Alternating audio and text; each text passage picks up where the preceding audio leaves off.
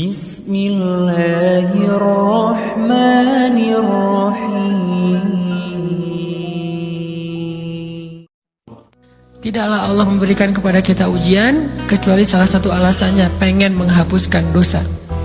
Idza kathurat dzunubul 'abdi wa lam yakun lahu min 'amalin liyukaffiraha fabtalahu Allahu bil hazan liyukaffiraha.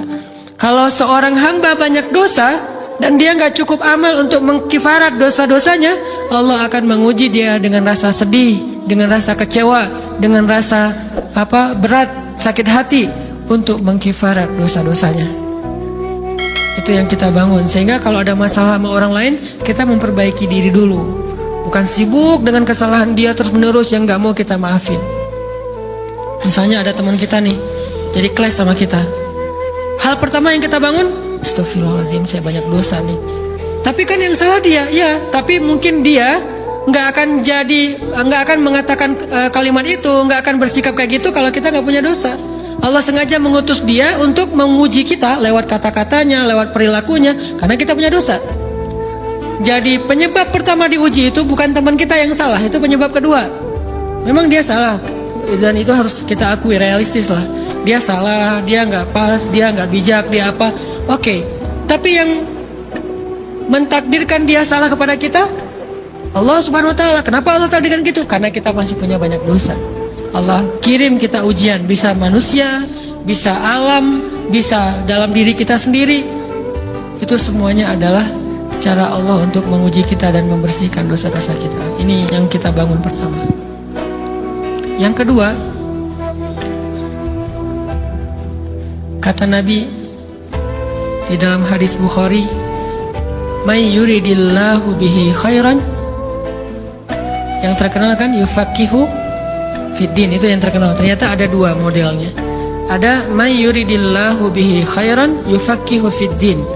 Siapa yang Allah pengen kasih dia kebaikan agama, kebaikan, Allah akan buat dia mengerti halal dan haram.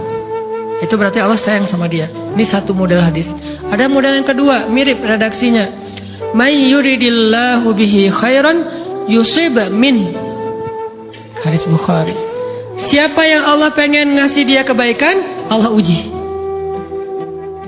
Hah? Kok gitu caranya? Ternyata kayak gitu rahasianya.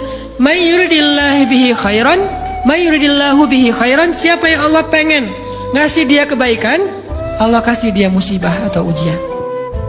Kenapa bisa seperti itu, Ustaz?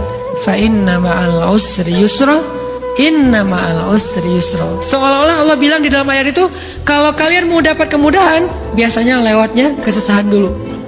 Kalau kalian pengen dapat keberuntungan, biasanya dapatnya kerugian dulu. Tapi keberuntungan dan kerugiannya pasti nggak sebanding. Keberuntungannya jauh lebih besar daripada kerugiannya. Kerugian itu kayak modal doang, DP. Jadi kalau kita mau dapat kejutan dari Allah, Allah kasih kita DP. DP-nya apa? Ujian. DP-nya musibah. DP-nya rasa nggak nyaman. Itu DP tuh. DP terhadap apa? DP dari Allah terhadap hadiah-hadiah besar yang Allah pengen ngasih ke kita setelahnya. Cuman banyak orang yang menolak DP ini. Sama kayak kita misalnya, kalau kita mau ngasih dia hadiah, kita kasih dia kayak kejutan dulu. Dia lagi ulang tahun nih, disiram air dulu. Setelah itu dikasih hadiah-hadiah yang mahal. Rela nggak disiram air demi hadiah? Rela, udah siramin lagi aja. Kalau setelahnya ada hadiah. Yang kita nggak rela, kalau setelah disiram disuruh bersih-bersih sendiri dan nggak dikasih apa-apa, kan nggak rela tuh. Berarti ini bab iman. Yakin nggak kalau Allah tetap ngasih hadiah? Kan sabar dan iman itu ternyata tahu aman, kembar. Kalau kita yakin Allah ngasih hadiah setelah ngasih kita DP ujian, ya kita akan sabar. Gak apa-apa deh, bentar lagi mau dikasih hadiah, digini-giniin juga gak masalah. Dibully, diapain sama Allah, biarin aja. Ya Allah saya sabar, kan bentar lagi mau dikasih hadiah nih. Ini masalah yakin. Tapi kalau kita gak yakin, apa sih maunya Allah, gitu kan?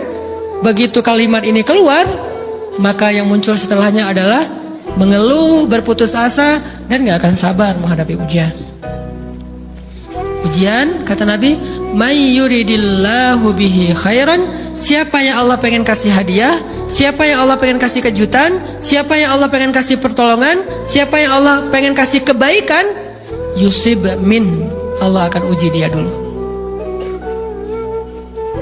Ini sunnatullah.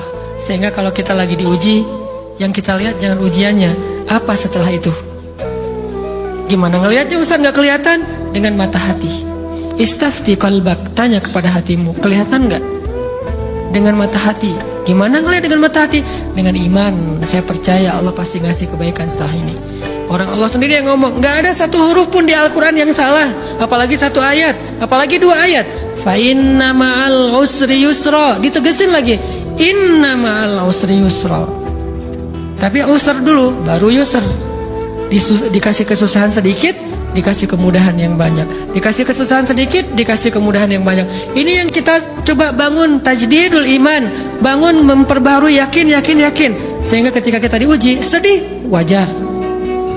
Mengaduh sedikit, bukan mengeluh ya. Kalau mengeluh kan nyalahin Allah. Kalau ngaduh, yang namanya orang dicubit kan, itu ngaduh. Tapi kalau apa sih maunya Allah, nah itu ngeluh. Antara mengadu dengan mengeluh berbeda. Mengaduh itu manusiawi, sedih itu manusiawi. Air mata bahkan bukan hanya manusiawi, itu rahmat dari Allah. Orang yang nggak bisa menangis itu yang bahaya. Kalau kita masih bisa menangis, berarti kita masih peka hatinya. Bukankah anak kecil paling sering menangis? Berarti hatinya peka. Siapa lagi selain anak kecil yang paling sering menangis? Cewek. Cowok itu emang gak punya perasaan, makanya jarang nangis. Cewek dikit-dikit nangis. Jangan bilang, cemen banget sih nangis, cengeng apa. Enggak, karena dia perasaannya lebih peka dari kita. Itulah kenapa Allah menitipkan bayi kepada perempuan. Kalau dititipin ke laki-laki, hancur. Di balik kepekaan perempuan, di balik sensitifnya perempuan, di balik perasaannya yang luar biasa, di situ Allah Subhanahu wa taala menitipkan amanah, dia yang paling baik dalam merawat bayinya. Perempuan secara umum mungkin lebih banyak bicara daripada laki-laki ya. Walaupun ada orang yang perempuan pendiam banget, ada yang nggak ngomong sama sekali, misalnya diem-diem aja, ada. Tapi secara umum perempuan lebih banyak berucap daripada laki-laki. Emangnya ini kekurangan? Bukan. Ini kelebihan. Kalau dia berikan itu dalam hal yang tepat. Apa yang tepat? Mendidik anak. Justru karena perempuan banyak ngomong, lebih baik dalam mendidik anak daripada laki-laki. Laki-laki itu kurang mendidik, kurang mengedukasi kepada anak dengan usia tertentu, karena dia jarang memahamkan. Salah hanya marah, salah hanya ditegur. Kalau ibunya jelasin, gini sebelum tidur ibunya yang ceritain banyak cerita. Saya sendiri ngalamin. Sering mana seorang ayah sama ibu interaksi sama anak dalam bentuk verbal. Sering ibu. Jadi menangis itu rahmat dari Allah. Nggak apa-apa, nangis saja. Dan itu tidak disebut mengeluh. Kamu kok nangis? Kan orang Islam harus sabar. Emangnya nangis dengan sabar itu bertolak belakang? Sabar tetap sabar ya, nangis jalan aja terus nangis. Nangis pakai nangisnya nggak cuma nangis doang, emotikonnya juga nangis, berderai-derai gitu, sampai air matanya menggenang gitu kan ya, boleh lah.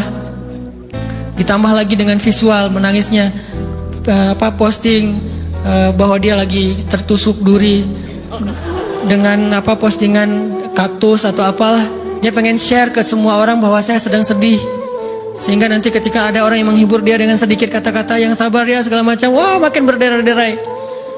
Itu belum jadi, kecuali dia keluarkan kata-kata mengeluh, baru dia disebut orang yang banyak mengeluh, berputus asa. Kalau mengaduh wajar, walaupun ada nabi udah diuji berat nggak mau mengaduh, apalagi ngeluh. Zakaria digergaji, mengadu aja nggak. Kenapa? Karena kata malaikat, kalau kamu mengaduh sedikit aja, maka Allah Subhanahu wa taala akan menghancurkan kaum ini. Dia kasihan kepada kaumnya, nggak mau mengaduh. Satu-satunya orang yang kita tidak boleh mengadu hanya orang tua. Atau itu mengeluh kalau untuk orang tua. Kalau yang lain nggak disebut mengeluh. Kalau ke teman, malas nggak apa-apa. Jangan sering-sering tapi. Apaan sih? Ke teman boleh. Tapi ke orang tua, saja, itu bukan lagi mengadu, itu sudah mengeluh. Khusus untuk orang tua. Kalau diantara manusia. Kalau kepada Allah dan Rasul, pastinya lebih dari itu. Ketika kita diam saja, tidak langsung beranjak sami'na wa ata'na labbaika ya rabbi wa sa'daik, nggak memenuhi panggilan Allah, itu sudah disebut bagian dari kufur ingkar. Tapi minimal kita mungkin masih mengaduh, kita masih menangis, kita masih lelah, kita masih merasa lemah, setidaknya kita tidak mengeluh. Kenapa? Kita percaya Allah kalau mau ngasih hadiah kepada hambanya, DP-nya itu ujian. Dan yakinlah hadiahnya minimal 10 kali lipat lebih baik daripada ujian itu. Minimal, karena nggak ada amal soleh yang dibalas di bawah 10 kali lipat tuh nggak ada. Amal soleh, amal ya bukan niat, amal yang udah kita kerjakan minimal dibalas 10 kali lipat, minimal. Maksimalnya bighairi hisab, tanpa batas. Bighairi hisab, tanpa batas. Ada yang 700 kali lipat kayak sedekah, tapi tetap aja ayat sedekah di akhirnya ujung-ujungnya apa? Bighairi hisab juga kan? Berarti sedekah itu minimal dibalas 700 kali lipat, minimal. Kalau kita yakin. Selalu syaratnya kalau kita yakin. Dan saya ngebuktiin itu banget.